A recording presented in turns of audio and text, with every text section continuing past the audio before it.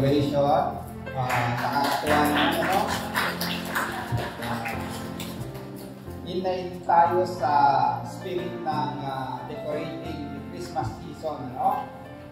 At kung lalabas tayo, lalo na paggabi, ang daming mga decorations about the Christmas season, ano? At ito yung message natin this time about Christmas. Pero of course, alam natin bilang mga Christians, the real meaning of Christmas is about the birth of Jesus, no?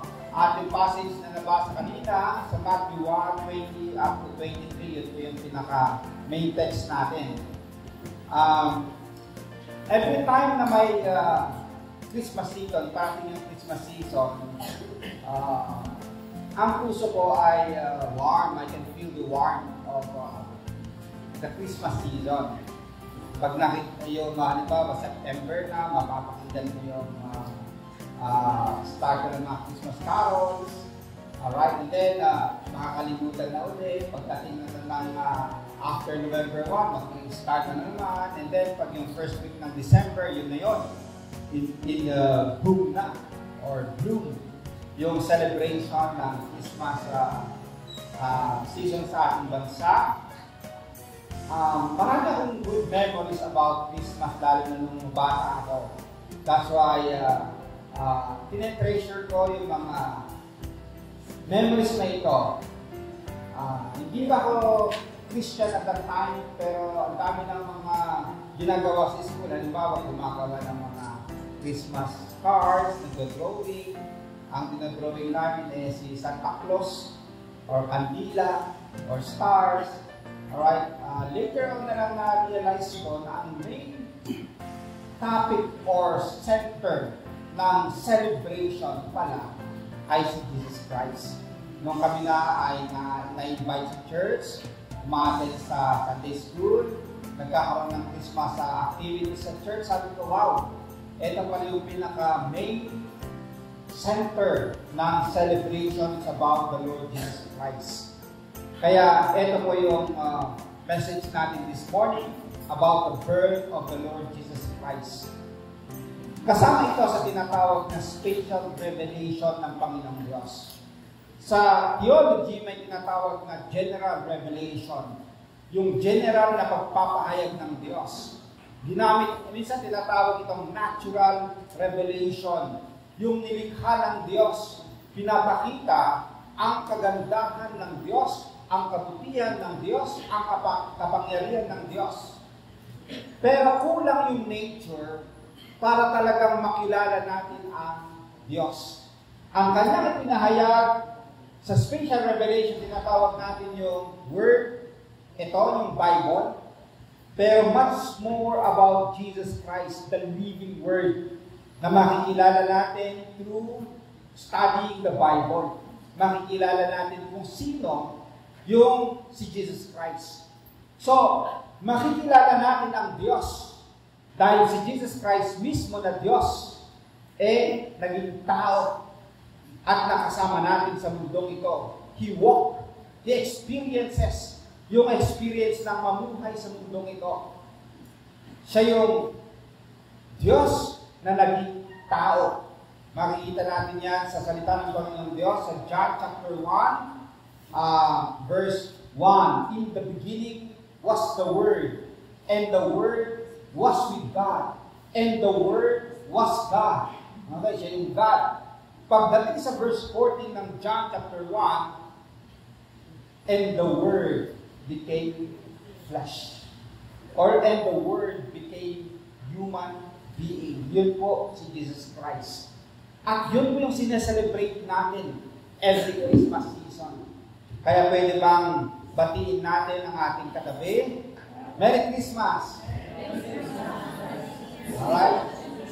At sabihin natin, Jesus is the reason for the season.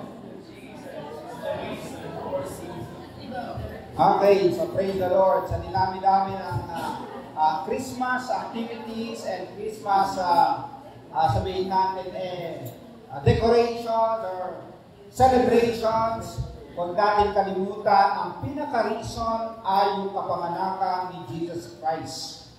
Ang tanong natin, why Jesus was born, at yun po yung nabasa natin kanina sa Matthew chapter 1, at yung number 1 na sagot natin, let's read together, we need salvation. So naipanganak si Jesus, kasi tayo ng mga tao, kailangan natin ang kaligtasan. Tingnan natin yung passage sa Matthew 1:21, basahin natin ng sabay-sabay. She will give birth to a son, and you are to give him the name Jesus, because he will save his people from their sins. Yan po yun. Okay. She will give birth. So nakita natin dito yung kapanganakan ni Jesus Christ. Yung son na ito, na sa story, sa chapter 1 ng Matthew, ay si Jesus Christ. Sino yung she? Si Mary. Mary will give birth to a son. And you are going to give him the name Jesus. So ang pangalan ng anak na ito ay si Jesus. Bakit Jesus? Kasi Jesus, He will save His people from their sins. Yung context po na passage nito sa kanilang kapanahunan, ang mga Hudyo ay sinakop ng mga Romano. Yung Roman Empire. At naghihintay sila ng tagapagligtas. Mesias. So ang expectation is a political savior. Political savior from oppression. Kung sa Pilipinas, nung nasakop tayo ng Kastila, ang mga inasahan natin ng mga savior at that time ay si, halimbawa, Andres Bonifacio, siya yung lumaban. Okay. Sino ba yung mga lumaban? Yun yung mga, ganun yung isip ng mga Jewish people at that time. Naghihintay sila ng tagapagligtas. Kasi sinakop nga sila ng mga Romano. Pero ang dumating, isang tagapagligtas, pero sabi dito, because He will save His people from their sins. Sa kasalanan. Ito yung problem na si Jesus Christ lang yung pwedeng magbigay ng solusyon. Kasalanan. Jesus will save His people from their sins. Sino ang kaya niyang solusyonan ng problema ng kasalanan ng tao? Subukan natin edukasyon. Subukan natin yung progress. Okay, kayamanan. Okay, hindi yun yung kayang makapag-solve ng problem of sin. Dumating si Jesus Christ para siya yung mag-solve ng problem of sin. Alala ko yung kwento sa Tokyo nung may nag-interview about Christmas kasi pupunta yung Christians doon. Pagkatapos tinanong yung isa, what is Christmas? Ang sagot niya, ito ba yung time na namatay si Jesus?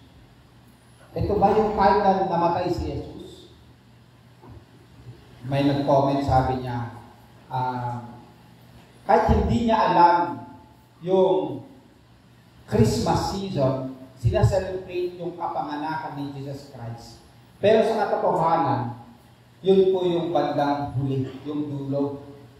Jesus Christ was born in order to die para sa ating mga kasalanan. So yung sinabi dito ng anghel, He will save His people from their sins.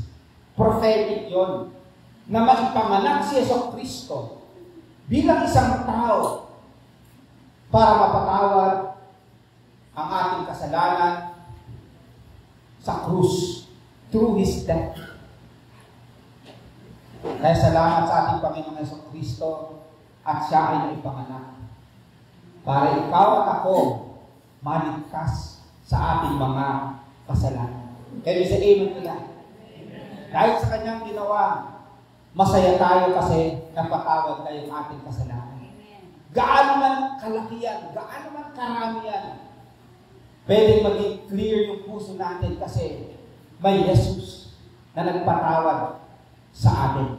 Tingnan po natin yung problem of sin. Ito po yung man's biggest problem is his separation from God. Dahil sa kasalanan. Ang Diyos kasi ay holy God.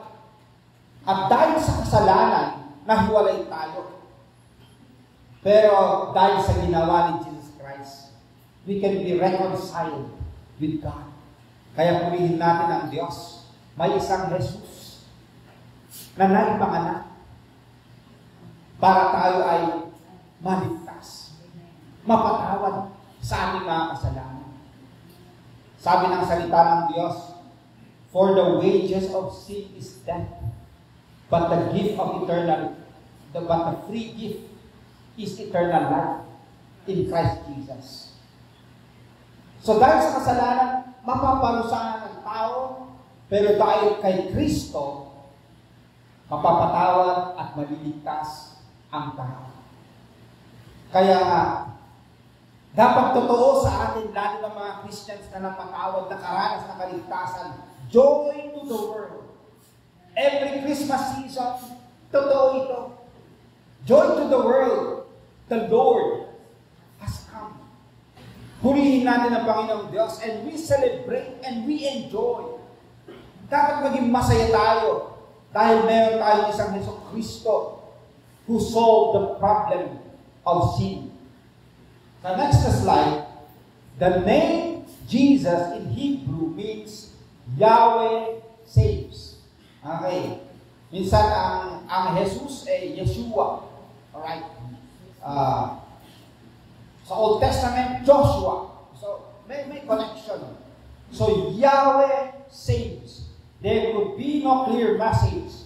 God is a saving God. Purihin natin ang ating Panginoong Diyos. That's why basahin natin yung next slide together.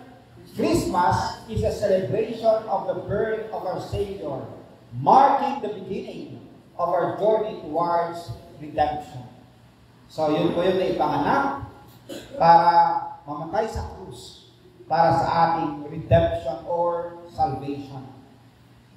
Pangalawa, mga kapatid, basahin natin ang sabay-sabay. We need true life's companion. Bakit siya naipanganak? Kailangan natin may kasama sa buhay na ito. Naalala ko tuloy yung minsan may kasal, no? Pagkatapos ang illustration yung kandila. Okay, yung dalawang kandila. Papatayin ng babae, yung kandilan niya, yung ilaw. Tapos sisindihan ng lalaki at sasabihin ng pastor, yan po ang gagawin mo pag kailangan ng asawa mo, yung ilaw or tulong. Ganun din sa kanya. Iilawan niya rin pag namatay. Gagawin ng pastor bandang huli, papatayin niya yung dalawang kandila. Dalawang kandila kasi minsan, yung mag-asawa, pareha silang down. Ang sasabihin ng pastor, saan kayo kukuha ng ilaw ng lakas? May isang malaking kandila doon sa altar. Sabi ng pastor, sisindihan ninyo yan. Yung dalawa kayo, wala kayong ilaw, wala kayong lakas, pupunta kayo sa Panginoon. Yung point dyan, mga kapatid, minsan sabay-sabay na down tayo. Pero meron tayong Diyos who is always strong na pwedeng sasama sa atin sa buhay na ito. Kaya sa passage natin, basahin natin na sabay-sabay. All this took place to fulfill what had been spoken by the Lord through the prophet. Look, the virgin shall conceive and bear a son, and they shall name him Emmanuel, which means God is with us. So nung naipanganak si Jesus Christ, sabi dito, all this took place to fulfill. Meron kasing talata sa Isaiah 7:14. Sa Isaiah 7:14, ito po yun. a virgin or a woman shall conceive and bear a son, and they shall call him Emmanuel. Ang ibig sabihin ng Emmanuel, God is with us. Ang ibig sabihin ng Jesus, Yahweh saves. Emmanuel, God with us. So, ano ibig sabihin nito? Ang Diyos kasama natin. In the person of Jesus Christ, ang Diyos ay naging tao para maging kasama ang mga tao at that time. Pero hanggang ngayon, ito po ay totoo sa atin. Every Christmas season, or every time na mabanggit yung pangalan ng Emmanuel Christian Church, nagpapaalala ito sa atin na kasama natin ang Diyos. Can you say amen to that? Siya po yung ating life's companion. Siya po yung kasama natin sa buhay na ito. So, kung gaano katotoo na si Yesu Kristo ay nakasama ng mga tao noon nung siya ay ipanganak in the first century, si Jesus Christ kasama natin ngayon sa pamamagitan ng kanyang banal na Espiritu. Sabi ni Jesus Christ, where 2 or 3 are gathered in my name, I am in their midst. Kaya kasama natin si Jesus Christ ngayon sa ating kaligitnaan. So every celebration ng Christmas, nagpapaalala ito na ikaw, ako, hindi tayo nag-isa. Kasama natin ang Diyos. Naalala ko tuloy yung joke nasa haunted house. Pagkatapos sabihin, hindi ka nag-iisa. Sa haunted house, tatakot ka doon. Pero sa totoo lang, kung ikaw ay Christian, malalabanan mo yung takot. Alala ko nung ako ay bata, yung ilaw sa CR namin ay napakaliit, maliit yung ilaw sa CR. Pag tinurn on mo, baka medyo hindi malakas. Tapos, pag magsisiyar ako sa gabi, natatakot. Nung bata kasi ako, matatakotin. May time na higisingin ko yung nanay ko, nanay, takot ako. Ang gagawin ng nanay ko, papapailaw. Sabi niya, grabe naman. Tapang-tapang ng tatay ninyo, kayo matatakotin. Pero gano'n ang bata eh. Okay.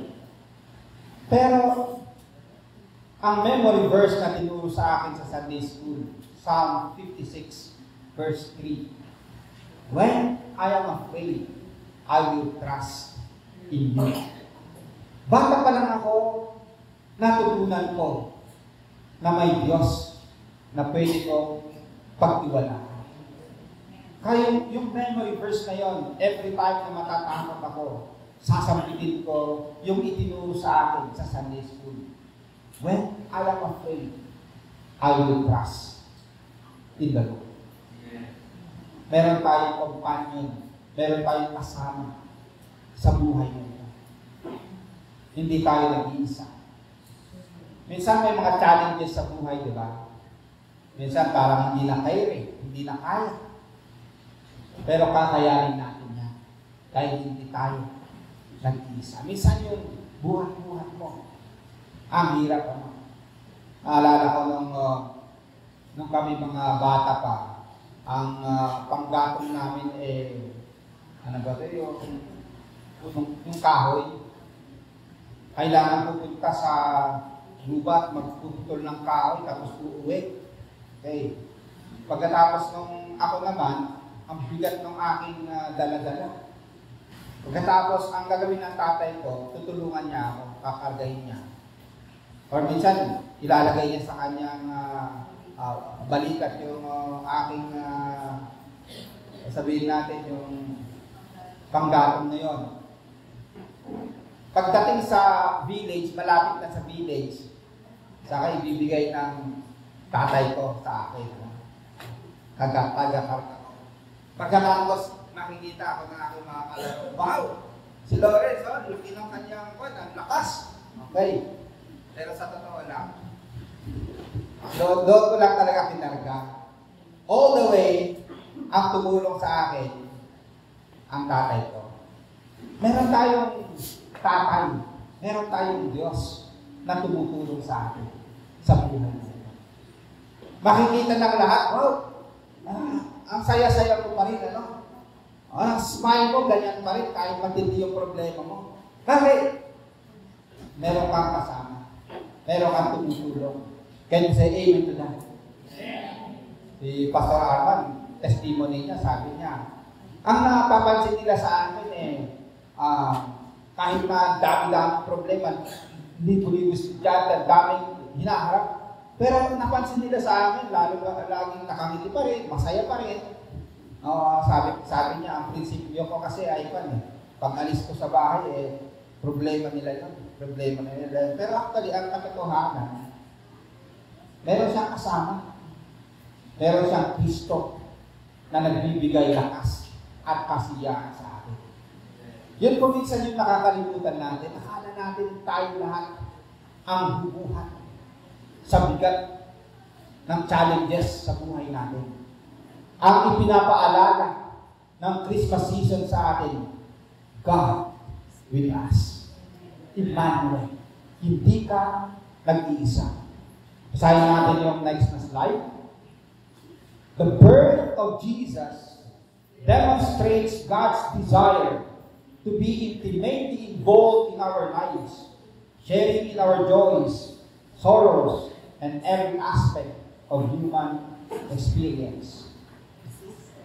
Sa next na slide, sa Matthew 28:20, nung isinugo ni Jesus Christ yung mga disciples, sabi niya, surely I am with you always to the very end of the age. Yun yung promise ni Jesus Christ. Surely I am with you always. Habang sinusunod natin ang gusto niya, sasamahan tayo ni Jesus through His Holy Spirit. Ganun din sa Hebrews 13:5. Keep your lives free from the love of money and be content with what you have, because God has said, never will I leave you, never will I forsake you. Yung sabi niya dyan na never talaga. Lagi natin kasama si Jesus. Sa next slide, may this Christmas season be a time of experiencing the closeness of our Savior who walks with us in every step of our journey. Gusto kong kwento uli yung kinuwento ko last time about yung mga missionaries na nagturo ng Christmas sa mga bata sa Russia. At that time na nag-mission sila doon, tapos tinuruan sila about Christmas, and then pinadrama yung mga bata. I-drama ni or gagawa kayo ng dekorasyon about Christmas. Belen. Gagawa kayo ng Belen. So, gumawa sila ng Belen. Namili ang mga missionaries ng pinakamagandang dekorasyon about Christmas. Meron na silang napili. Pero may interesting na na-observe nila sa isang ginawa ng bata. Sabi ng mga missionaries, hindi yata naintindihan ng bata ito yung mensahe ng Christmas. Bakit? Kasi ang kanyang ginawa, dalawa ang baby na nilagay niya sa manger. Ilan ba dapat? Isa lang. Kasi si Jesus Christ, at tinanong nila yung bata, bakit ang itinuro namin sa iyo, si Jesus Christ yung nakahiga sa manger? Bakit ang nilagay mo, dalawa? Sabi ng bata, ako po yung pangalawa. Di ba tinuro ninyo sa amin, kasama namin si Jesus? Yan, kasama ko si Jesus. So, naiintindihan ng mga missionaries na naiintindihan pala ng bata. At meron pa siyang application na sa totoo lang, kasama niya si Jesus. Kasi sabi niya, wala pa akong magulang. Orphan po ako. Pero tinuro ninyo sa amin. Hindi ako iiwanan ni Jesus. So we ask the question, why was Jesus born? Kasi we need salvation. And Jesus is the answer to that need. Yung word that Jesus, meaning Yahweh saves, siya yung ating tagapagligtas. Kailangan natin ng salvation from our sins. Ang solution, si Jesus. Pangalawa, why was Jesus born? We need the true life's companion. And Jesus, as Emmanuel, fulfills that need. Minsan, meron tayong mga companion sa buhay na ito, pero limited sila. The best companion, Jesus, Emmanuel, God with us. Ito naman yung tanong. Why were you born? Bakit ka na ipanganak? Of course, base sa ating message, of course, may mga dahilan to glorify God and enjoy it forever. Pero base sa message natin, why were you born? To experience God's salvation and God's loving presence. Na-experience mo ba ang kaligtasan ng Diyos? Na-experience mo ba yung loving presence ni Jesus sa buhay mo? Ito naman, why were you born? To be God's instrument for the salvation of others. Naipanganak ka, naipanganak ako. Pag nalalasan natin yung kaligtasan ng Diyos, dapat instrumento rin tayo para maranasan ng iba ang kaligtasan ng Diyos. Christmas season, it's a very good opportunity to share itong Christmas message about salvation.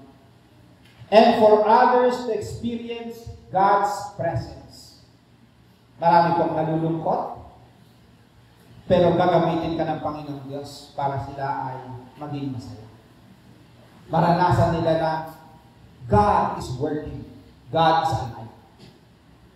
Sabi ng isang poem, walang kamay ang Diyos ngayon, kundi ang iyong mga kamay at ang aking kamay. Wala siyang paa, kundi ang iyong mga paa at ang aking paa. Wala siyang bibig ngayon, pero ang iyong mga bibig at aking mga bibig. Ibig sabihin nun, ang instrumento ng Diyos para maranasan ng iba na buhay ang Diyos sa kanila. Gagamitin niya ikaw, gagamitin niya ako. Gusto kong ikwento panghuli ang isang Italian na traditional na Christmas story. May isang tao, babae, na ang pangalan niya ay Befana. Lagi siyang busy sa bahay. Okay, laging maraming ginagawa. Gusto niya, masyadong malinis yung bahay niya. Biglang may kumatok na nangangailangan ng tulong niya. Mga gutom sila, kailangan nila tubig. Ang kwento nun, sila yung 3 wise men na dumaan sa kanyang bahay. Kasi ang bahay niya, yun yung kalsada patungong Bethlehem. Kaya sabi ng mga Magi, yung wise men, pwede bang tulungan ninyo kami? Hindi na niya na masyadong napansin ang mga yon, pero tinulungan niya at sinabi ng mga Magi, kung gusto mo, sumama ka sa amin. Kasi naipanganak ang Prince of Peace. At pupunta kami. Meron kami mga regalo na ito. Dadalhin namin sa Prince of Peace. Sabi naman ni Befana, busy ako, susunod na lang ako. Aayusin ko pa yung tinainan ninyo. Maglilinis pa ako. Susunod na lang ako. Sabi ng mga wise men, pag sumunod ka, sundan mo lang yung bituin na ito at makakarating ka doon. Just follow the star. Di pagkatapos niyang niligpit, ginabi na at dali-dali niyang kinuha ang kanyang meron siyang teddy bear. Okay, sabi niya, laruan, ibibigay niya sa Prince of Peace. Pag alis niya, maya-maya, umulan na. Pagkatapos yung kanyang teddy bear, yung toy, naulanan na. Pagkatapos naputikan na. Sabi niya, grabe, hindi na ako tutuloy. Pagkatapos, umuwi na kasi umulan. Pero ayon sa kwento ng mga Italian na nagsulat nito, itong si Bethany, every Christmas season, may hawak-hawak siya mga toys at dinadala niya sa mga bahay-bahay na may mga bata. Malay natin, nandoon yung Prince of Peace. Every Christmas season, nagbibigay siya ng mga toys kasi na-miss niya yung opportunity. So, kwento lang nila yon. Kwento lang nila yon. Pero yung point na ito, meron siyang sineshare. Meron siyang regalo na sineshare. Every Christmas season. Mga kapatid, we have the best gift na pwede natin ma-share. The story of Jesus Christ. The story of Him being born para maligtas ka at samahan ka sa buhay na ito. That's the best Christmas message na pwede natin ma-share. Yun po yung aking prayer na marami pa makakarinig ng Christmas story, Christmas message sa pamamagitan ng bawat isang nasa atin.